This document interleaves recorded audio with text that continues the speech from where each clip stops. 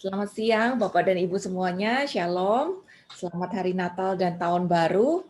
Eh, kita tema PA kita hari ini kan kita bahas tentang bertumbuh sampai harus berbuah. Kalau ngomong tentang bertumbuh, kayaknya udah biasa ya. Kita selalu kalau ditanya orang gitu, mau ngapain PA? Pasti kita jawab, oh biar bertumbuh.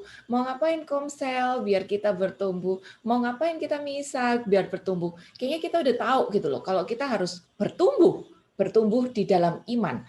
Tapi bertumbuh itu kan nggak sembarangan aja bertumbuh. Bertumbuh itu kan selalu harus ada patokannya. Seperti kalau kayak sekolah, kita bertumbuh di sekolah sampai patokannya lulus SD. Habis kelar SD, masih sekolah lagi. Bertumbuh lagi. Patokannya nanti sampai kelar SMP. Nanti lulus SMP, masih harus bertumbuh lagi. Patokannya nanti sampai kelar SMA. Jadi pertumbuhan itu harus ada patokannya terus-menerus dan harus terus naik non-stop. Tapi ada patokan, ada jenjang yang harus kita jadikan target setiap kali kita melakukan sebuah pertumbuhan. Karena kalau tidak ada targetnya, kita nggak tahu pertumbuhan kita sampai di mana nih, seperti itu. Nah, sekarang kalau kita ngomong bertumbuh di dalam iman, sampai harus berbuah, harus ada targetnya juga dong. Seperti harus lulus SD, SMP, SMA, dan sebagainya. Lalu targetnya berbuah, itu kayak apa? Nah, ini sebenarnya sudah berapa kali kita singgung pada waktu kita PA. Target pertama pada waktu kita berbuah, ini disebut sebagai buah pertobatan. Jadi, pada waktu kita bertumbuh, target pertama yang kita kejar adalah kita harus berbuah dan menghasilkan buah pertobatan. Itu ada di Matius 3 ayat yang ke-8. Yang punya Alkitab boleh tulis di sampingnya, biar kita tahu ayat paralelnya ya. Jadi tulis aja kecil di sini bahwa Matius 3 ayat 8 itu ayat paralelnya adalah Lukas 3 ayat 8. Ayatnya sama, Lukas atau Matius 3 ayat 8. Aku bacakan. Ini perkataan yang keluar dari mulut Tuhan Yesus sendiri. Jadi Yesus pun menyuruh kita, jadi hasilkan buah yang sesuai dengan pertobatan. Kita disuruh ada buah pertobatan, ada hasil dari pertobatan kita, ada hasil dari seluruh kegiatan rohani yang selama ini kita lakukan, harus ada hasilnya. Dan hasil pertama yang harus kita capai adalah buah pertobatan. Buah pertobatan itu kayak apa sih? Ini sesuatu yang sebetulnya paling gampang dilihat. Misalnya, yang tadinya pemabok, udah nggak mabok lagi. Yang tadinya penjudi, udah nggak judi lagi. Yang tadinya pemarah, udah nggak marah-marah lagi gitu. Yang tadinya ngomongnya jutek, sekarang ngomongnya udah manis. Jadi ada perubahan fisikal yang bisa dilihat oleh orang-orang di sekitar. Ini adalah buah pertobatan yang harus kita hasilkan setelah kita membangun relasi dengan Tuhan. Setelah kita melakukan kegiatan-kegiatan spiritual kita, seperti itu. Tapi setelah kita menghasilkan buah pertobatan, otomatis kita nggak berhenti di sini. Kita harus naik lagi ke jenjang yang lebih tinggi. Dan jenjang yang lebih tinggi itu semua pasti udah familiar sebetulnya. Disebut dengan buah roh. Galatia 5 ayat 2-3. Galatia 5 ayat 2-3. Sedikit info aja ya. Buah roh itu bukan buah-buah roh. Jadi buahnya satu, tapi rasanya banyak. Bukan ada 9 buah, ada satu buah. Ada satu buah, tapi rasanya campur 9 gitu. Karena apa? Dimulai dengan satu roh yang sama. Aku bacakan ayat 22. Tetapi buah roh, perhatikan ya, buah roh bukan buah-buah, berarti cuma ada satu. Buah roh ialah kasih, sukacita, damai sejahtera, kesabaran, kemurahan, kebaikan, kesetiaan, kelemah lembutan, dan penguasaan diri. Satu buah yang punya 9 rasa, Karena berkaitan satu dengan yang lainnya. Dimulai dengan kasih, diakhiri dengan penguasaan diri. Karena kasih, kita tahu Allah itu adalah kasih. Tanpa kasih, kita tidak bisa melakukan apa-apa. Jadi, dimulai dengan kasih yang adalah Allah sendiri. Bila kita hidup di dalam kasih Allah, kita menghasilkan kasih yang daripada Allah, otomatis kita akan ada sukacita, ada damai sejahtera, ada kesabaran, meningkat makin lemah lembut, makin ada penguasaan diri, dan sebagainya. Jadi semuanya itu akan berkaitan satu sama lain. Kita tidak bisa ngomong, saya punya kasih kok, tapi aku ngomongnya kasar. Aku nggak bisa lemah lembut, ngomongnya jutek, tiap kali maki-maki orang, tiap kali nuduh dan merendahkan orang. Nggak bisa seperti itu. Saya nggak bisa juga bilang, saya eh, murah hati kok, tapi saya nggak punya kebaikan sama orang. Nggak mungkin tuh nama murah hati tapi tidak ada kebaikan. Jadi 9 rasa di dalam satu buah ini berkaitan satu dengan yang lain. Ini level kedua yang harus kita hasilkan di dalam pertumbuhan iman kita. Sebenarnya di dalam bahasa sehari-hari, buah roh ini disebut sebagai karakter. Jadi level iman kita tidak ditentukan dengan berapa banyak event saya sudah datang, atau berapa banyak event yang sudah saya layani, berapa sering saya mengajar, berapa banyak ayat yang kita sudah hafal, berapa doa yang saya sudah lakukan. Tidak. Tapi level iman kita, pertumbuhan iman kita dinilai dari karakter kita. Yaitu saya ini loh sudah menghasilkan buah roh belum? Karakterku itu loh sudah terasah atau belum? Ini yang menjadi goal dari Christianity sebetulnya. Ya, pertumbuhan karakter ini yang menjadi goal dari Christianity. Kita belajar PA bukan agar kita menjadi pinter. Kita belajar PA bukan agar kita ngerti banyak firman, tapi kita belajar PA, kita berdoa, kita terjun di dalam komunitas. Tujuannya sebenarnya cuma satu, agar saya sendiri yang bisa berubah duluan. Itu. Kalau saya nggak bisa berubah duluan, ya berarti saya belum memperbaiki relasi dengan Tuhan. Kalau saya sudah punya relasi dengan pribadi dengan Tuhan, otomatis saya berubah. Kalau saya sudah mengerti firman, saya sudah menjadi pelaku firman, otomatis saya yang diubahkan. Ini yang harus jadi motivasi kita. Jadi kita belajar bukan agar saya menjadi pintar, no. Tapi agar saya berubah. Saya diubahkan terlebih dahulu. Karena kalau saya diubahkan terlebih dahulu, baru saya bisa naik ke jenjang yang lebih tinggi, yaitu menghasilkan buah yang ketiga, disebut dengan buah roh, disebut dengan buah jiwa. Buah jiwa.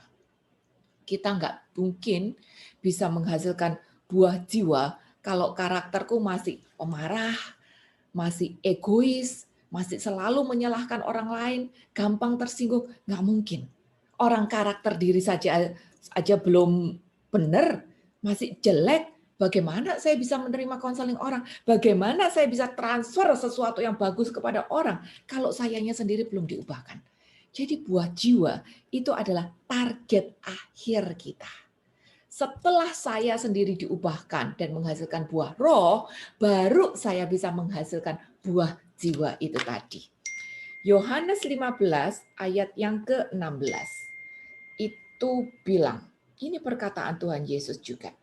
Bukan kamu yang memilih aku, tapi akulah yang memilih kamu. Dan aku telah menetapkan kamu supaya kamu pergi dan menghasilkan buah. Dan buahmu itu tetap, supaya apa yang kamu minta kepada Bapa dalam namaku diberikannya kepadamu. Ini perintah Tuhan. Tuhan milih kita bukan agar kita bisa selamat aja.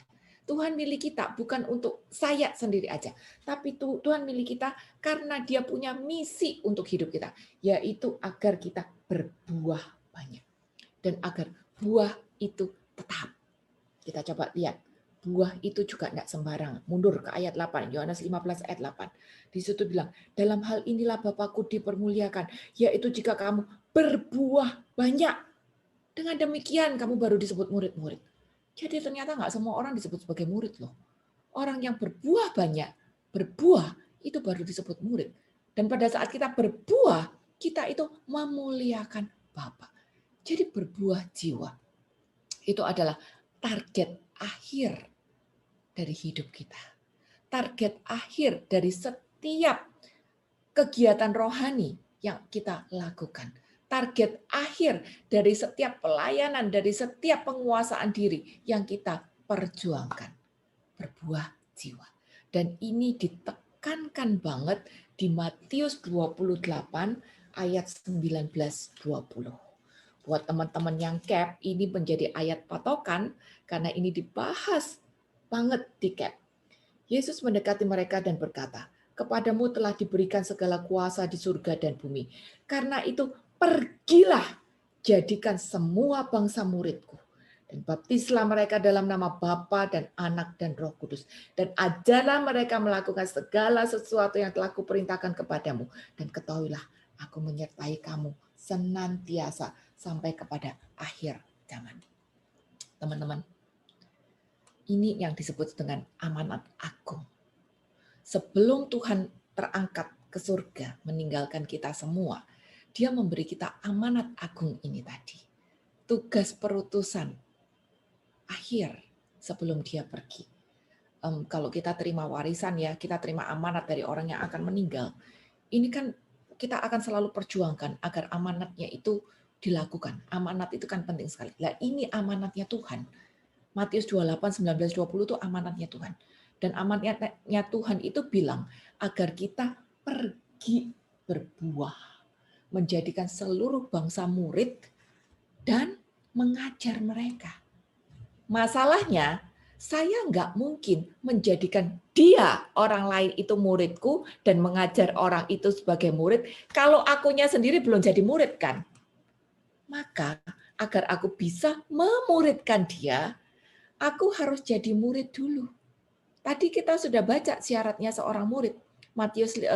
Yohanes 15 ayat 8. Murid itu bila dia berbuah. Jadi saya harus jadi murid dulu. Saya harus berbuah dulu. Berbuah pertobatan, berbuah roh, karakterku diasah dulu, baru saya bisa melakukan amanat agung itu tadi. Menghasilkan buah jiwa. Jadi ini adalah target akhir dari seluruh kehidupan kita dan seluruh kegiatan rohani kita. Dan selama kita punya motivasi untuk melakukan itu, motivasi yang tulus, kudus, dan benar, Tuhan akan bantu. Saya percaya Tuhan pasti bantu. Contohnya, pada waktu kita masih bertobat, namanya masih baru bertobat, masih up-down kan.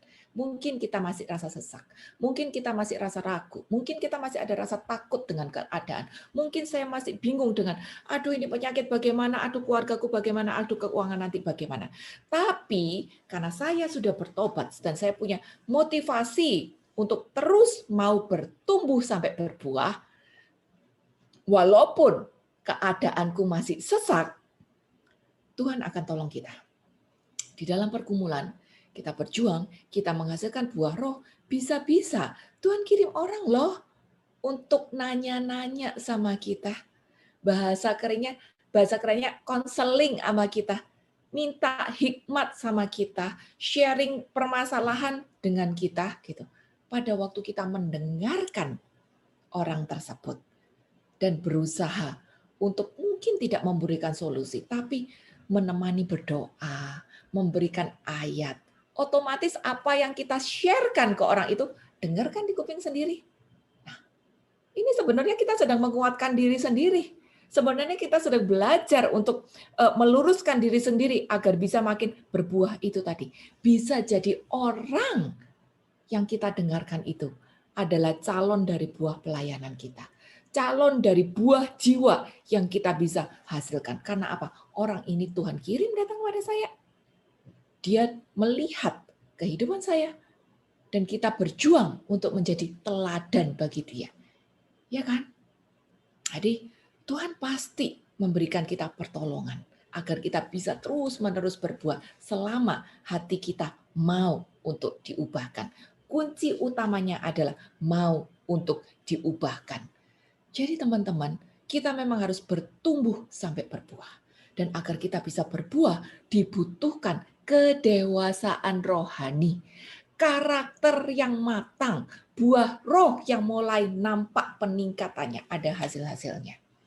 Ini ada beberapa ciri orang yang sudah dewasa rohani, beberapa ciri orang yang karakternya sudah diubahkan. Orang yang karakternya sudah diubahkan atau dewasa secara rohani, dia pasti tinggal di dalam Kristus. Aku nggak akan buka ayat-ayatnya karena nanti kebanyakan, nanti kapan-kapan kita bahas ini terpisah. Tapi orang yang sudah bertumbuh secara rohani di dalam kedewasaan dan menghasilkan buah roh, dia pasti tinggal di dalam Kristus. Dia pasti punya tanggung jawab di dalam kehidupan. Ada integritas di dalam kehidupannya sehari-hari. Dia tidak akan mencari kelemahan-kelemahan orang lain, dan dia akan sadar akan kelemahannya sendiri.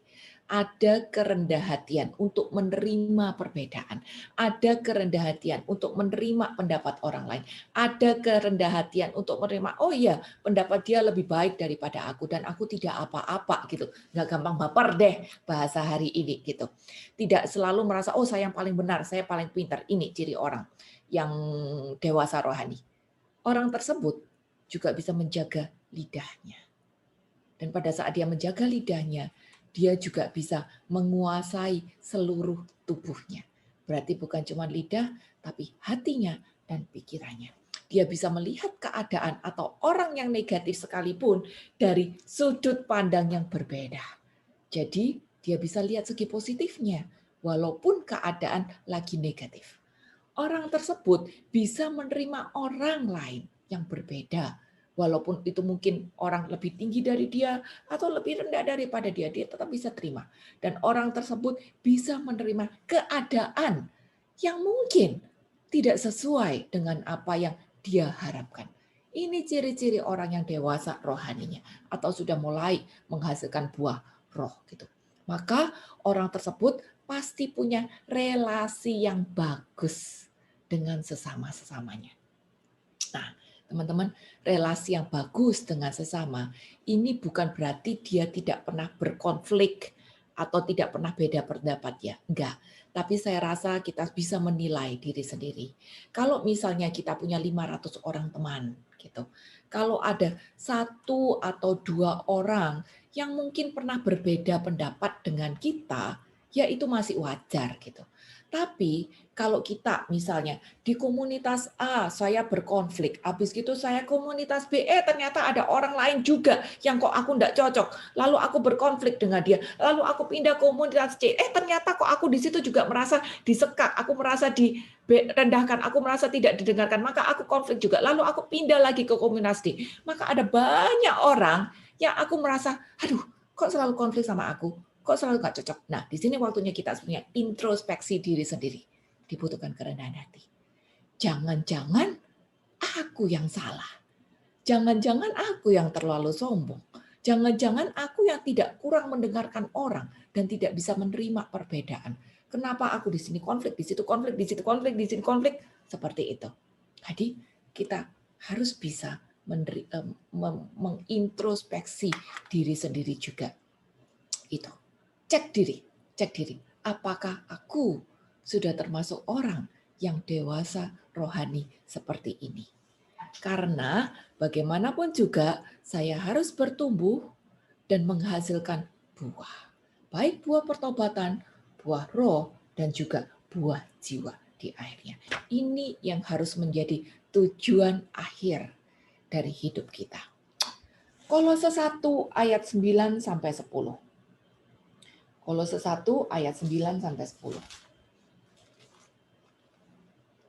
Sebab itu, sejak waktu kami mendengarnya, kami tiada berhenti-henti berdoa untuk kamu. Kami meminta supaya kamu menerima segala hikmat dan pengertian yang benar untuk mengetahui kehendak Tuhan dengan sempurna, sehingga hidupmu layak di hadapannya, serta berkenan kepadanya dalam segala hal, dan kamu memberi buah dalam segala pekerjaan yang baik, dan bertumbuh dalam pengetahuan yang benar tentang Allah. Teman-teman perhatiin, ayat ini menekankan bahwa kita harus memberi buah, harus bertumbuh, bukan cuma di dalam satu hal, tapi di dalam segala hal. Segala hal itu apa ya? Seluruh aspek kehidupan kita. Kita bukan cuma bertumbuh, berbuah pada waktu kita pelayanan, tapi kita juga ada hidup berkeluarga, hidup berkomunitas, hidup bertetangga, hidup berelasi dengan keluarga, relasi kita dengan teman-teman arisan mungkin, atau juga dengan diri sendiri. Nah, kita harus bertumbuh di dalam segala hal itu tadi. Berbuah dan bertumbuh di dalam segala hal. Dan aku mau garis bawahi perkataan ini. Ada dua perkataan yang bilang, pengertian yang benar, ayat 9. Lalu ayat 10 ada juga pengetahuan yang benar. Ada pengertian yang benar dan ada pengetahuan yang benar. Ternyata Tuhan mau kita mengerti dengan benar dan punya pengetahuan yang benar. Saat ada perkataan yang benar, berarti ada sesuatu, ada juga kontranya ya, ada juga yang salah. Jangan-jangan pengertianku tentang Tuhan nggak semuanya benar. Jangan-jangan pengetahuanku tentang Tuhan nggak semuanya benar. Ada yang salah juga mungkin pengertianku, ada yang salah juga mungkin pengetahuanku. Nah, ini harus terus dikembangkan. Jangan sampai kita jatuh pada pengertian atau pengetahuan yang salah. Karena jelas ayat mengatakan, Tuhan mau kita bertumbuh sampai berbuah di dalam pengertian dan pengetahuan yang benar. Cari kebenarannya itu tadi. Pegang kebenarannya itu tadi. Karena itu adalah kehendak Allah yang sempurna. Apa itu kehendak Allah yang sempurna? Di situ juga ada ditulis di ayat itu. Apa itu kehendak Allah yang sempurna? Allah itu maunya apa? Dia nggak cuma mau kita bertumbuh di dalam pengertian dan pengetahuan yang benar. Tapi di dalam pengertian dan pengetahuan yang benar itu, dia mau kita mencapai tujuan, kita mencapai kehendaknya yang sempurna. Apa kehendak Allah itu? Kehendak Allah adalah agar kita berbuah. Ujung-ujungnya itu. Kehendak Allah itu adalah kita berbuah. Makanya sampai dijadiin amanat agung. Matius 28, 19, 20. Amanat agung itu kan berarti sesuatu yang penting banget. Ini bukan cuma dibahas sepanjang, kalau kita ikut KEPSEP, berapa sesi itu cuma bahas tentang amanat agung. Tapi di setiap akhir misa kita aminkan loh. Pada waktu Romo bilang, pergilah kau diutus. Diutus untuk apa? Kita tahu kok semua jawabannya. Diutus untuk menjadi berkat, diutus untuk mewartakan sabda Tuhan, diutus untuk menjadi pembawa damai, pembawa sukacita. Kita tahu jawabannya. Dan ujung-ujung dari semua itu apa? Itulah tugas perutusan kita yang kita aminkan di dalam akhir misa, yaitu agar kita berbuah. Dan buah bukan yang sembarangan, tapi buah jiwa. Buah jiwa. Dan buah jiwa itu bukan hanya harus banyak seperti tadi di Yohanes 15 ayat 8, tapi buah jiwa itu juga harus punya kualitas yang baik. Matius 7 ayat 19. Matius 7 ayat 19. Dan setiap pohon yang tidak menghasilkan buah yang baik pasti ditebang dan dibuang ke dalam api. Coba Bapak dan Ibu buka Alkitabnya masing-masing dan baca ulang ayat ini. Setiap pohon yang tidak menghasilkan buah yang baik pasti ditebang dan dibuang ke dalam api. Pohon ini berbuah loh.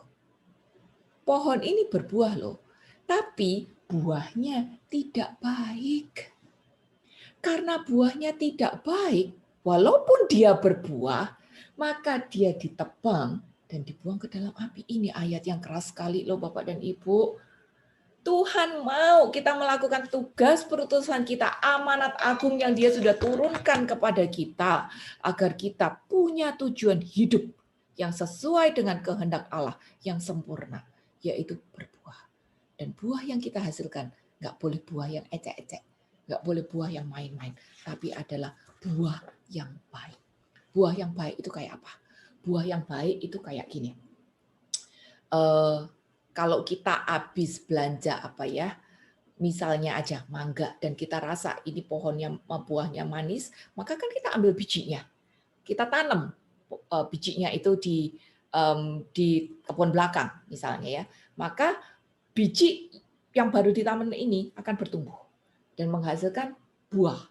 Kalau buahnya itu manis, kita akan petik lagi buah itu. Lalu misalnya kita bagiin ke saudara kita agar dia bisa nanam buah itu juga ke rumahnya. Itu buah yang baik.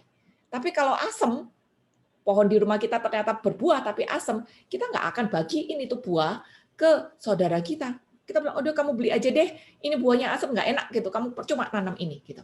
Kita nggak akan bagi. Kalau buahnya baik, baru kita bagi biar dia juga bisa nanam. Nah, buah yang baik itu kayak gini. Kalau misalnya saya baru berbuah A, si A itu belum buah yang baik. Tapi kalau saya berbuah A, lalu si A menghasilkan buah si B, itu baru buahnya baik, gitu loh. Jadi bagaimana biar kita bisa berbuah baik? Makanya mulai dari kita dulu. Kitanya yang harus diubahkan. Kitanya yang harus belajar, berjuang, berusaha agar hidupku bisa menjadi teladan. Walaupun kita belum sempurna, tapi kita tetap harus berjuang agar bisa menjadi teladan. Agar aku terus diubahkan. Dan karena orang melihat keteladananku, orang itu bisa berbuah, menjadi buahku. Dan dia juga bisa berbuah, menjadi teladan bagi orang-orang lain di sekitarnya. Itu. Jadi itu yang harus menjadi target kita.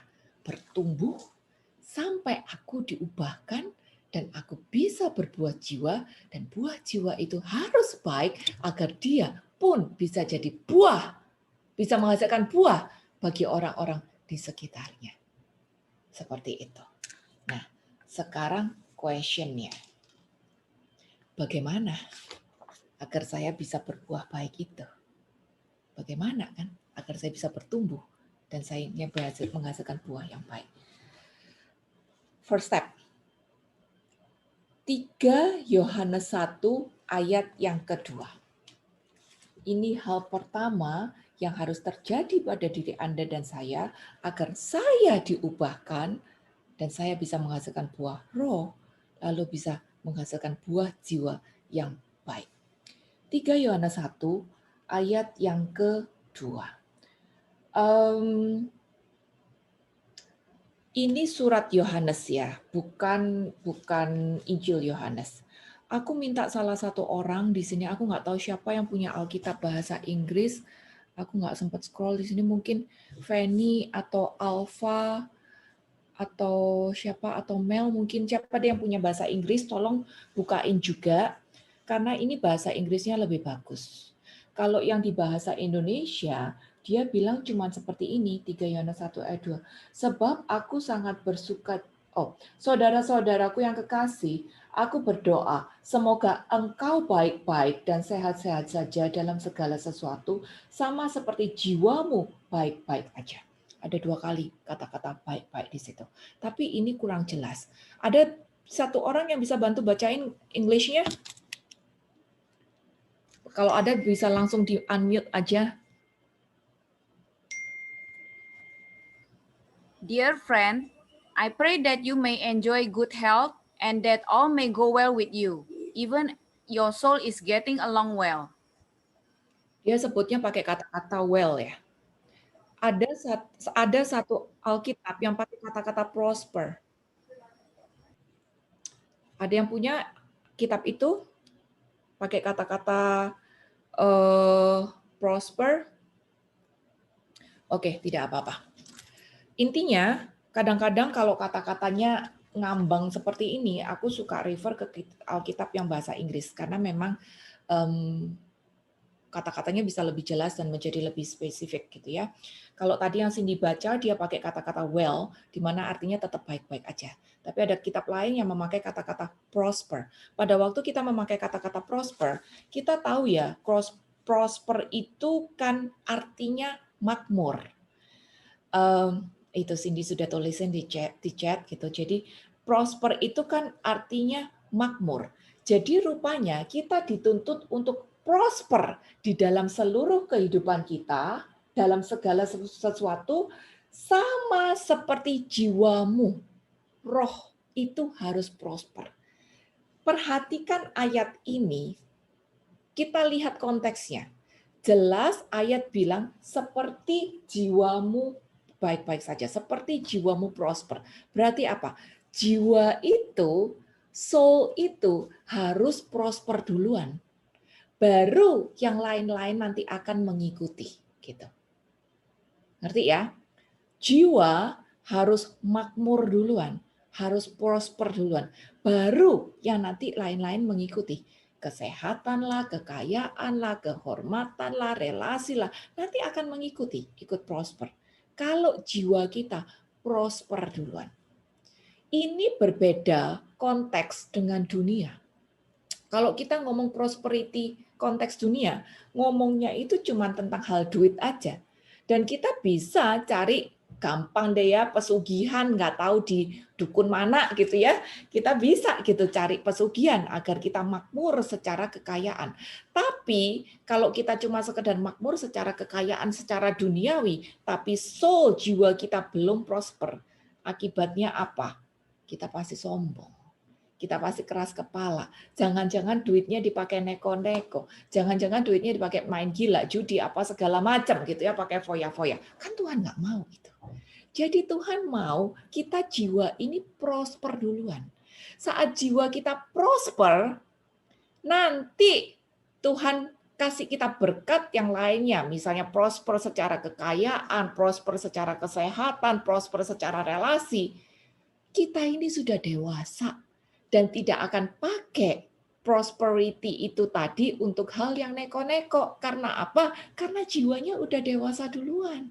Jadi kita siap untuk menerima segala macam kenikmatan yang Tuhan berikan pada kita. Gitu. Jadi hal pertama, kalau kita mau bertumbuh sampai berbuah, pastikan jiwa kita ini yang prosper duluan. Nah, bagaimana jiwa kita bisa prosper duluan? Otomatis, satu, komitmen. Nggak mungkin kita bisa prosper kalau kita nggak komit. Murid punya komitmen untuk masuk sekolah, bikin PR, belajar ujian. Kita pun murid Tuhan, kita harus punya komitmen. Karena tanpa komitmen kita tidak akan bisa maju. Ya. Jadi singkat kata, namanya PA, misa, nggak bisa on off. Ini harus jadi komitmen kita, seperti kita komitmen sama dokter, seperti kita komit sama olahraga kita gitu. Ini buat soul kita. Jadi komitmen terhadap soul untuk soul kita itu harusnya menjadi hal yang utama di dalam kehidupan kita. Nggak bisa on off. Nggak bisa, oh nanti kalau saya lagi nggak ada arisan, nggak ada kegiatan, baru saya join. Nggak bisa seperti itu. Komitmen nomor satu. Setelah kita ada komitmen, hal yang nomor dua adalah buka hati. Karena kalau kita komit, tapi kita nggak buka hati, percuma juga. Akhirnya cuma masuk kiri, keluar kanan, nanti kita tanya, Romonya tadi homili apa ya? Apa ya? Nggak tahu deh, pokoknya lucu deh, aku nggak tahu apaan aja gitu. Pokoknya bagus gitu. Tapi nggak ngerti. Dan itu tidak akan mengubah kita. Ingat, aku akan selalu ulang-ulang.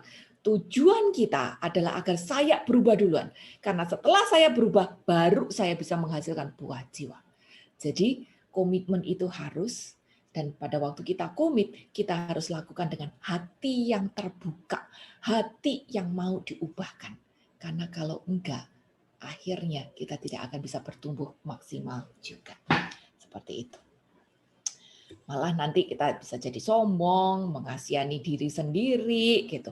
Makan hati sama orang, kecewa sama orang, itu bisa terjadi walaupun kita berkomunitas komit, tapi kalau kita nggak mau buka hati, tetap aja bisa baperan. Gitu. Jadi pertama, pastikan soul kita prosper dengan cara komit dan membuka hati. Lalu setelah itu, yang kedua, Ibrani 4 ayat 1 sampai 3. Ibrani 4 ayat 1 sampai 3. Sebab itu, baiklah kita waspada, supaya jangan ada seorang di antara kamu yang dianggap ketinggalan, sekalipun janji akan masuk ke dalam perhentiannya masih berlaku. Karena kepada kita diberitakan juga kabar kesukaan, sama seperti kepada mereka. garis bawain kata-kata sama seperti kepada mereka. Tapi firman pemberitaan itu tidak berguna bagi mereka karena tidak bertumbuh bersama-sama oleh iman dengan mereka yang mendengarnya. Sebab kita yang beriman akan masuk ke tempat perhentian seperti yang ia katakan, sehingga aku bersumpah dalam murkaku, mereka tak akan masuk ke dalam tempat perhentianku sekalipun pekerjaannya sudah selesai sejak dunia dijadikan. Teman-teman, aku mau garis bawain ayat 2 itu ya. Sama seperti kepada mereka. Firman diberitakan kepada semua orang. Semua orang di gereja, di PA, mendengarkan firman yang sama. Tapi kenapa hasilnya beda-beda? Ada yang bertumbuh 100 kali lipat. Ada yang bertumbuh 10 kali lipat. Ada yang nggak ngaruh sama sekali, nggak bertumbuh sama sekali. Kenapa? Padahal firmannya sama, tapi kenapa hasilnya beda? Nah, jelas bukan salah firmannya dong. Karena firmannya kan memang dari Tuhan, pasti benar, pasti benih, pasti bagus gitu. Jadi salah siapa? Salah pribadinya masing-masing. Pada waktu pribadi yang mendengar firman itu tadi, tidak mendengarkan dengan mata hati, tidak mendengarkan dengan hati terbuka, tidak memutuskan saya mau berubah, ya akhirnya firman itu kayak jatuh ke tanah berbatu deh. Kayak jatuh ke tanah kering deh. Gak ada hasilnya. Walaupun firmannya sama semuanya gitu. Tapi nggak ada efeknya kepada orang-orang yang tidak mau membuka hati. Jadi di sini kita diingatkan, kalau kita mau prosper, kalau kita mau menghasilkan buah yang baik, singkat kata, firman udah ditabur. Jadi jangan keras kepala, buka hati. Firman ini untuk saya, biar saya yang berubah. Jangan pernah bilang, firman ini cocok buat kamu nih, kamu yang berubah. Enggak, jangan pernah bilang begitu. Tapi firman adalah untuk saya bercermin sendiri. Agar saya yang berubah. Orang lain urusan orang lain. Tapi firman ini bicara untuk saya. Agar saya yang berubah. Saya yang diubahkan. Jangan keras kepala dan merasa firman ini cocok untuk orang lain. Tapi bukan untuk saya. Jangan juga bilang, oh ini firman ini bagus, artinya bagus seperti ini. Tapi tetap tidak mau diubahkan. Orang-orang yang seperti ini ada disebut juga di 2 Korintus 10 ayat 12. Dia bilang, memang kami tidak berani menggolongkan diri kepada atau membandingkan diri dengan orang-orang tertentu yang memujikan dirinya sendiri. Mereka mengukur dirinya dengan ukuran mereka sendiri dan membandingkan dirinya dengan diri mereka sendiri. Alangkah bodohnya mereka. Jadi walaupun dengan dengar firman, karena hati tidak terbuka, tidak mau diubahkan, akhirnya apa? Patokannya diri sendiri. Merasa diri, oh aku sudah baik kok, aku sudah benar kok, aku nggak salah, aku memang pintar, aku memang tahu kok, aku ngerti ini, aku udah tahu gitu. Walaupun firman sebagus-bagusnya, tapi karena merasa saya sudah tahu, saya pintar, saya sudah ngerti, ya akhirnya firman tidak mengubahkan dia. Gitu. Dan ayat mengatakan, orang yang membandingkan diri dengan diri sendiri, itu bodoh. Kita nggak mau jatuh ke dalam keadaan ini. Ingat bahwa firman kita pelajari agar saya duluan yang berubah. Jangan juga menjadi orang yang keras kepala, seperti di 2 Timotius 3 ayat yang ke-7. 2 Tim 3 ayat yang ke-7. Itu bilang, yang walaupun selalu ingin diajar, namun tidak pernah dapat mengenal kebenaran. Ikut kelas ini, ikut kelas itu, ikut Zoom ini, ikut Zoom itu, gitu ya. Semuanya dipelajarin. Setiap hari ada ikut kegiatan rohani. Tapi selalu ingin diajar, tapi nggak pernah mengenal kebenaran. Karena apa? Keras kepala. Merasa diri, oh ya saya tahu, itu firmannya bagus, menarik, memang benar. Tapi itu bukan untuk saya. Karena saya sudah sempurna. Karena saya sudah baik. Karena saya sudah benar. Jangan kita jatuh pada situasi seperti ini. Karena orang-orang seperti ini dikatakan juga di ayat 5, 2 Tim 3 ayat 5. Secara lahiriah mereka menjalankan ibadah mereka Tapi pada hakikatnya mereka memungkiri kekuatannya. Jauhilah mereka itu. Gitu. Ibadah-ibadah. Kegiatan rohani banyak. Ikut kelas pengajaran banyak. Tapi ternyata tidak mau diubahkan. Nah, ini sangat disayangkan. Orang yang begini tidak akan bertumbuh, apalagi berbuah. Kita nggak mau jatuh pada keadaan seperti ini. Karena jelas, amanat agung Tuhan Yesus bilang bahwa tujuan kita, kehendak Tuhan yang sempurna atas hidup kita adalah agar kita berbuah. Dan buah yang harus kita hasilkan haruslah buah yang baik. Seperti itu. Lalu berikutnya, agar kita bisa berbuah yang baik, apa? Yang ketiga, 1 Petrus 2 ayat 19. 1 Petrus 2 ayat yang ke-19. Sebab adalah kasih karunia jika seorang karena sadar akan kehendak Allah menanggung penderitaan yang tidak harus ia tanggung. Rupanya orang bisa bertumbuh dan berbuah di dalam tantangan, di dalam penderitaan. Jadi, kalau kita menghadapi masalah hari ini, kita harus menghadapi masalah itu dengan bijaksana. Ya, iman tumbuh juga di dalam tantangan. Tantangan itu ada dua macam.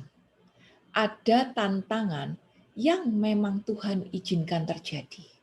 Kayak misalnya nggak ada angin, nggak ada hujan. Tahu-tahu gara-gara hal kecil kok orang itu nggak setuju sama saya. Gara-gara harus seragam misalnya, kok orang itu nggak setuju sama saya. Dan dia marah sama saya karena saya minta seragam biru, dia minta seragam merah misalnya. Atau tantangan, nggak ada angin, nggak ada hujan. Tahu-tahu saya kena masalah ekonomi. Atau mungkin hari ini yang banyak, kena masalah COVID, sakit penyakit, dan kita bingung. Bisa jadi itu adalah dari Tuhan. Dan bila tantangan itu adalah dari Tuhan, kita hadapi dengan bijaksana. Karena ini tantangan ini mendewasakan kita. Orang baru bertumbuh dewasa kalau dia mau menghadapi tantangan. Kayak anak sekolah, dia nggak akan bisa maju kalau dia tidak menghadapi tantangan ujian atau tantangan PR. Gitu. Jadi kita pun baru bisa maju kalau kita mau menghadapi tantangan yang Tuhan berikan pada kita. Tapi tantangan bisa juga terjadi gara-gara diri sendiri. Misalnya, kalau saya makan, tenggorokan saya ini memang lemah. Dari dulu gampang sakit tenggorokan. Lalu saya doyannya makan itu kerupuk keripik, kacang dan sebangsanya. Lalu misalnya saya makan 200 on keripik, satu bungkus habis sendiri. Lalu pagi-pagi saya sakit tenggorokan. Saya nggak bisa bilang sama Tuhan, Tuhan, kau tahu saya hari ini ada PA, saya harus ngomong, kenapa kau kasih aku sakit tenggorokan, kenapa kau kasih saya ujian. Nah, saya nggak bisa ngomong gitu sama Tuhan. Secara apa? Saya sakit gara-gara sendiri kok, enak aja nuduh-nuduh Tuhan gitu. Jadi hati-hati, kadang-kadang masalah itu bukan sesuatu yang Tuhan izinkan terjadi, tapi gara-gara awake dewe gitu yang cari gara-gara. Maka kita jatuh pada sebuah permasalahan seperti itu. Tapi teman-teman, Tuhan itu baik loh. Ingat, Tuhan bisa mengubah kutuk menjadi berkat. Tanah yang kering, dia bisa jadikan tanah yang subur. Asal kita mau berbalik, bertobat, dan terus berpegang pada Tuhan. Terus membangun prosperity dari soul kita. Maka masalah yang mungkin terjadi gara-gara kesalahan kita bisa menjadi sebuah berkat juga untuk kita. Intinya, asal kita mau punya hati yang mau diubahkan itu. Asal kita punya hati yang mau diubahkan. Saat ada kejadian buruk menimpa kita, kita tanya sama Tuhan, Tuhan, kau mau bicara apa pada aku lewat masalah ini? Tuhan, kau mau aku berubah apa? Aku nih harus diubahkan apa? Pertobatanku kah yang harus diperbaiki? Atau mungkin buah rohku kah yang harus disempurnakan, yang harus ditingkatkan? Aku harus ngerem apa nih? Mulutku kah harus direm? Atau aku harus menerima perbedaan? Dia yang lebih tinggi daripada aku, atau dia yang selalu menentang aku. Aku harus mengampuni dia dulu kah? Aku harus nyapa dia dulu kah? Tanyakan sama Tuhan. Tuhan, kau mau bicara apa lewat masalah ini? Nah, di sini kutuk bisa berubah jadi berkat. Tantangan akan mendewasakan kita. Karena di balik penderitaan, ada kasih karunia Allah yang menumbuhkan kita pengenalan akan Dia. Saat kita bertumbuh di dalam kasih karunia, iman kita otomatis naik. Dan saat iman kita naik, otomatis kita bisa menghasilkan buah-buah juga di dalam kehidupan kita.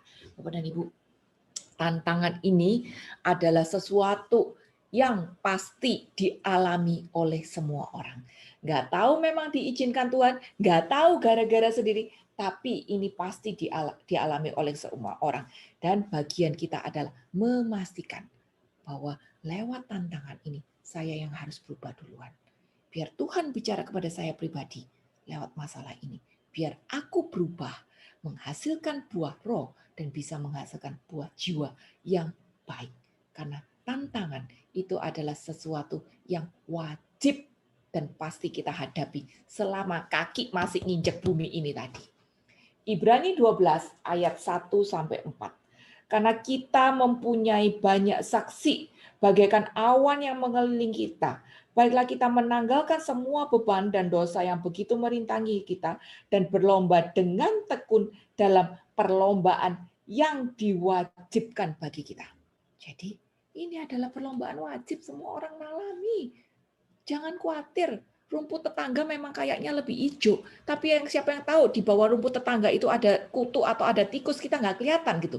Jadi jangan berpikir bahwa hidup dia lebih baik daripada hidup saya. No, Tuhan izinkan tantangan terjadi, dan itu adalah untuk mendewasakan kita. Marilah kita melakukannya dengan mata tertuju kepada Yesus. Karena ini wajib, lebih baik kita fokus mata tertuju pada Yesus yang memimpin kita dalam iman dan yang membawa iman itu kepada kesempurnaan, dan dengan mengabaikan hinaan tekun memikul salib ganti sukacita yang disediakan bagi Dia yang sekarang duduk di sebelah kanan tahta Allah. Fokus kepada Tuhan. Fokus pada kesempurnaan. Ingat tadi apa kesempurnaan? Saat kita bisa berubah, saat kita bisa berubah untuk berbuah dan buah yang baik. Itulah kesempurnaan. Abaikan hinaan deh. Abaikan yang nggak enak-enak. Tekun, pikul salib. Udah fokus kita sama Tuhan aja. Abaikan sukacita duniawi. Tapi kita fokus pada sukacita yang kekal. Tadi. Ingatlah selalu akan Dia yang tekun menanggung bantahan dan sehebat itu terhadap dirinya dari pihak orang-orang berdosa. Supaya jangan kamu menjadi lemah dan putus asa. Lihat teladan Yesus. Yesus pun alami tantangan yang luar biasa, jauh lebih luar biasa daripada kita. Dalam pergumulan kamu melawan dosa, kamu belum sampai mencucurkan darah. Benar. Berapa berat sih tantangan kita? Ya, paling sakit, paling masalah duit, paling masalah konflik, tapi nggak sampai berdarah-darah. Beda sama Tuhan yang hadapin semuanya itu tadi gitu. Jadi kita fokus karena ini adalah perlombaan wajib. Dan pada saat kita menghadapi perlombaan itu tadi, kita pertanyakan sama Tuhan, Tuhan kau mau bicara apa sama kita? Di situ kita berjuang untuk mematikan diri sendiri. Yohanes 12 ayat 24. Yohanes 12 ayat 24. Aku berkata kepadamu, sesungguhnya jikalau biji gandum tidak jatuh ke dalam tanah dan mati, ia tetap satu biji aja. Tapi jika ia mati, ia akan menghasilkan banyak buah. Kita, benih, biji, harus mati dulu.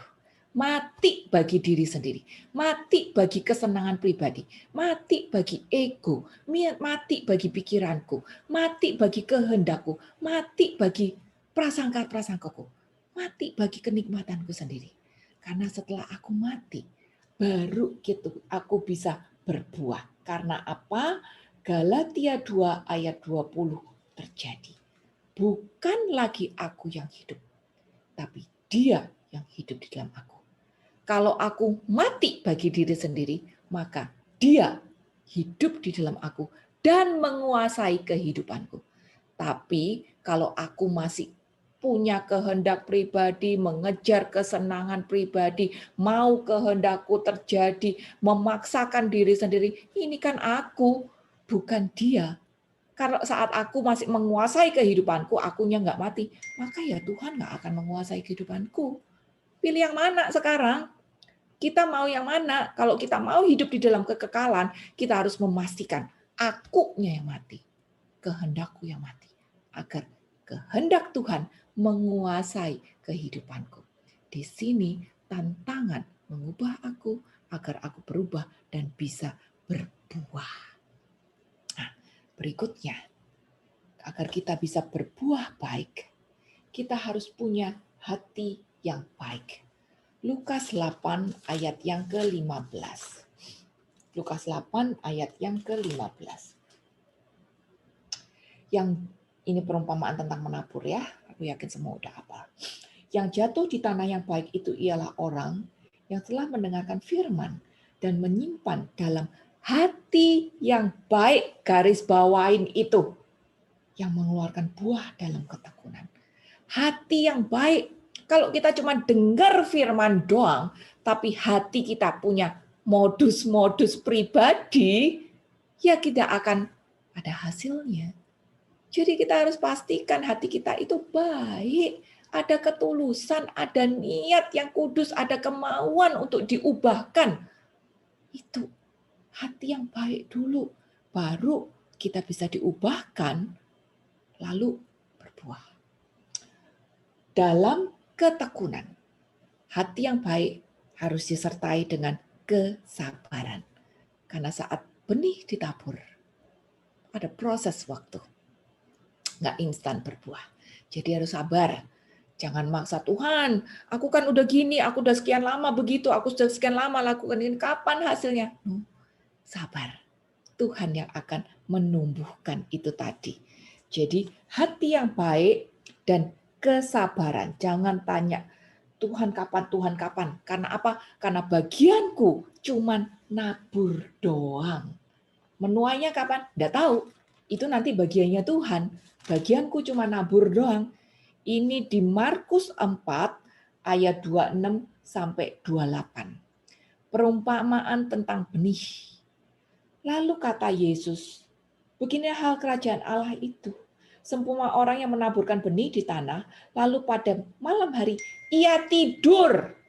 Dan pada siang hari ia bangun, dan benih itu mengeluarkan tunas, dan tunas itu makin tinggi, sebagaimana terjadinya tidak ada diketahui orang. Bumi dengan sendirinya mengeluarkan buah. Mula-mula tangkainya, lalu bulirnya. Kemudian butir-butirnya penuh isinya dalam bulir itu. Apabila buah itu sudah cukup masak, orang itu segera menyabit, sebab musim menuai sudah tiba. Perhatiin kata-kata, ia tidur di dalam malam hari. Bangun-bangun, tahu-tahu benihnya udah ada tunas. Berarti apa? Ini urusan Tuhan.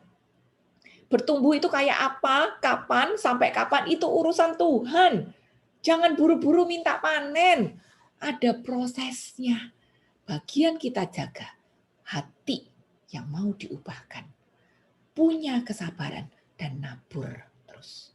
Bagian kita nabur terus. Itu aja. Lalu yang terakhir, kita harus berjuang di dalam pengertian.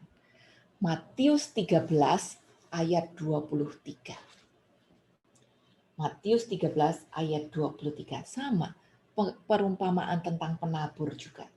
Yang ditaburkan di tanah yang baik ialah orang yang mendengar firman itu dan mengerti. Dan karena itu ia berbuah. Ada yang 100 kali lipat, ada yang 60 kali lipat, ada yang 30 kali lipat. Jadi hati kita bukan hanya hati yang baik untuk mau diubahkan, tapi hati yang penuh dengan kesabaran juga. Hati yang tahu bahwa bagian kita cuma menabur aja, tapi juga hati yang mau mengerti apa rencana dan maksud Tuhan.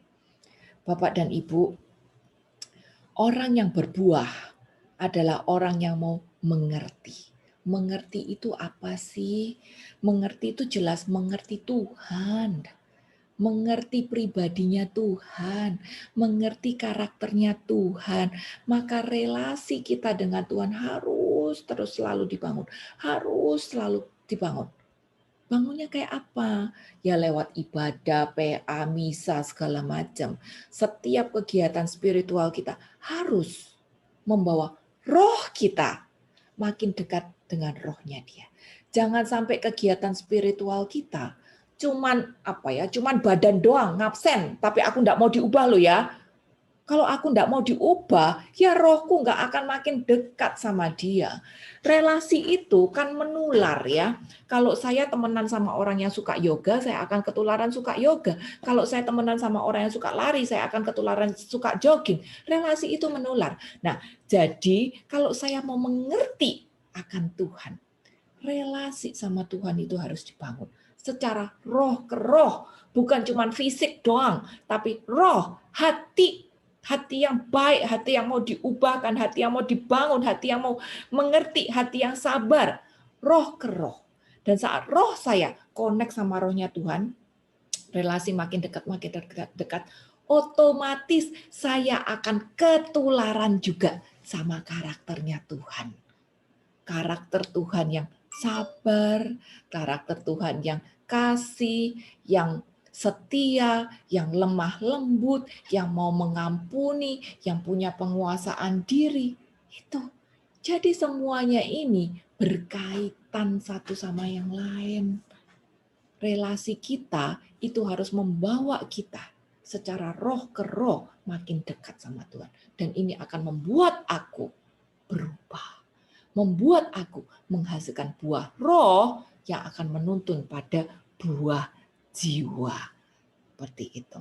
Jadi kita harus membangun hikmat, membangun pengertian itu tadi. Satu ayat tentang pengertian. Amsal 9 ayat 10. Ini boleh jadi ayat hafalan. Permulaan hikmat adalah takut akan Tuhan. Dan mengenal yang Maha Kudus adalah pengertian. Jadi mengerti itu berarti mengenal Dia yang Maha Kudus.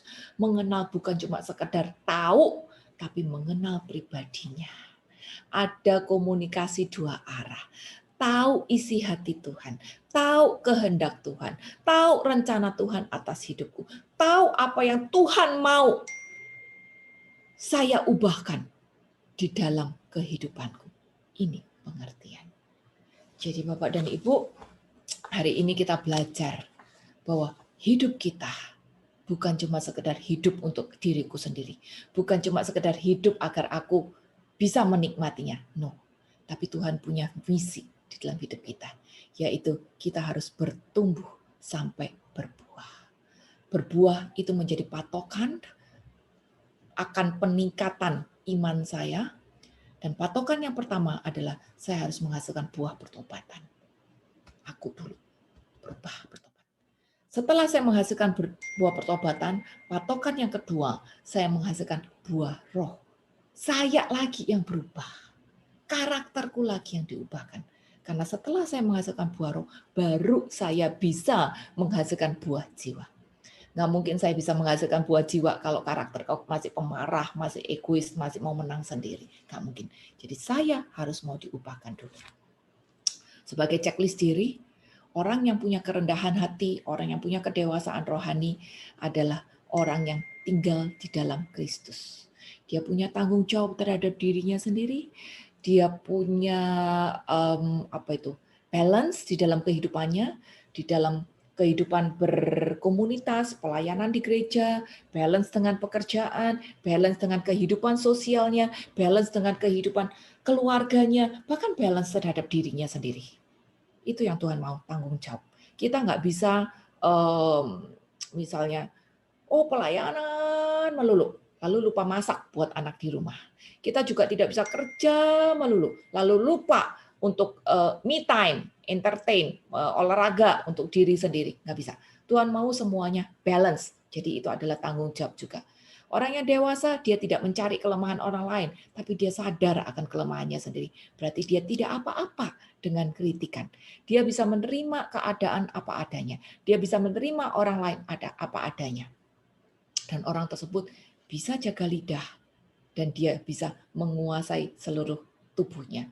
Termasuk, kalau bisa jaga lidah, nggak ngomel-ngomel, nggak jutek gitu ya, nggak menghina orang, dia bisa kuasai pikirannya, dia bisa kuasai hatinya juga. Ini ciri-ciri orang yang dewasa secara rohani. Nah, kita harus tahu juga bahwa berbuah ini harus menjadi tujuan hidup Tuhan, karena itu adalah kehendak Allah yang sempurna, agar hidupku berbuah. Dia nggak taruh kita di dunia untuk homya-homya aja, tapi dia taruh kita di dunia juga agar kita berbuah, dan buah kita harus baik. Maka agar kita bisa menghasilkan buah yang baik, kita harus prosper. Kita harus baik-baik aja dulu. Kita harus prosper jiwa dulu. Karena setelah jiwa kita prosper, nanti Tuhan akan tambah-tambahkan prosperity di dalam kesehatan, di dalam relasi, di dalam pekerjaan, di dalam seluruh aspek kehidupan kita, dan kita sudah siap untuk menerima itu tadi. Tapi pertama, prosper jiwa dulu. Baru kehidupan kita menjadi balance. Nah, setelah kita memastikan diri saya mau mengejar prosperity di dalam jiwa, baru kita belajar untuk tidak menjadi orang yang keras kepala. Saat kita mendengarkan firman, pastikan ini untuk mengubah saya. Sehingga kita tidak dianggap bodoh oleh Alkitab, sehingga kita tidak dianggap sebagai orang yang cuma mau dengar-dengar doang kok, tapi nggak mau diubahkan. Seperti itu. Jadi kita mendengar firman, tapi kita tidak boleh keras kepala, tapi pastikan firman itu untuk mengubah saya terlebih dahulu. Dan setelah itu di dalam hidup kita pun ada tantangan. Tantangan ini juga untuk mendewasakan kita. Karena saat ada tantangan, kita harus berjuang untuk mendekatkan diri kepada Tuhan lebih lagi. Lebih serius mencari Dia dan mempertanyakan, Tuhan, Kau mau apa lewat masalah itu? Kau mau apa yang aku berubah lewat masalah ini? Pertanyakan itu. Dan lewat tantangan juga kita belajar untuk mematikan diri sendiri. Agar pada saat aku sudah mati bagi diri sendiri, bukan lagi aku hidup, tapi Dia yang menguasai kehidupanku. Lalu kita pastikan juga kita punya hati yang baik, yang mau diubah, yang punya kesabaran, yang mau menabur terus dan menunggu waktu Tuhan untuk menuai. Kapan? Tidak tahu. Tapi hati kita, hati yang baik, yang mau menabur terus dengan sadar. Lalu kita berjuang untuk mengerti kehendak Tuhan lewat menjalin relasi pribadi dengan Dia. Roh ke roh, sehingga kita makin mengenal Dia, apa yang menjadi rencananya di dalam kehidupan kita.